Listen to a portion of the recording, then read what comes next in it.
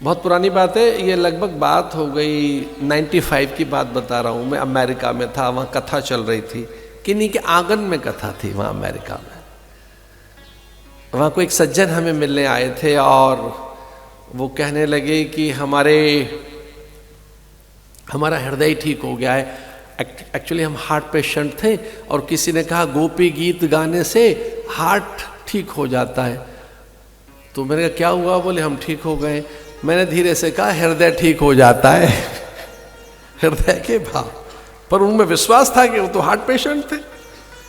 हृदय के भाव ठीक होते हैं, मनोभाव, मलिनता जाती है। और वहाँ मुझे काफ़ी साधक ऐसे मिले जिन्हें ये कंठस्थ था गोपी गीत काफ़ी। एक से पूछा कि ये गोपी गीत कंठस्थ क्यों है? तो किसी ने कहा इसके सुनने से, सुनाने से, इसके पाठ करने से लक्ष्मी घर में से कभी नहीं जाती। तो हमने कहा पाठ किसके लिए? बोले कर तो लक्ष्मी कोई पकड़ने के लिए रहे, सांवरा रीझ जाए बात अलग है। सांवरा भी रीझ जाए पर तो लक्ष्मी के लिए है।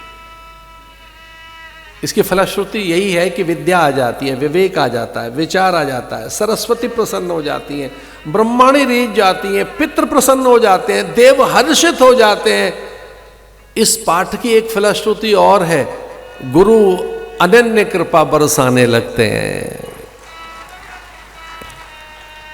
अधिक से अधिक होने लगता है, more and more and more, बहुत और बहुत और बहुत आने लगता है। पहला ही तो पद है ये, जयति तेधिकम, अधिक आने लगेगा, अधिक। श्री, विद्या, विभूति, वैभव, आपकी वाग्मिता, ये जो बोल रहे हैं आप, ये पवित्र हो जाए। जो आप कर रहे हैं उसमें कलात्मक होगा, आपके करने में कलाएं आ जाएंगी, आप में विद्या उतरने लगेगी, आप में सद्गुण आ जाएंगे, आप सर्वथा योग्य बन जाएंगे। तो कुछ मंत्र ऐसे हैं, कुछ साधन और व्रत ऐसे हैं जो आपको योग्य बनाते हैं।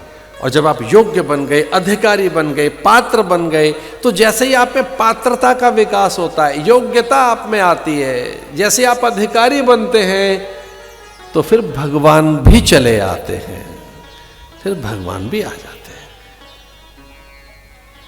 अधिकारी बन गए आप, पात्र बन गए आप, योग्य बन गए, सर्वथा आप शुद्ध हो गए। तो भक्ति किसे कहते हैं? भक्ति महारानी शुद्ध करती है, भक्ति महारानी जीवन को पवित्र करती हैं, परिष्करण करती हैं। उनका कार्य है शुद्धि का कार्य है।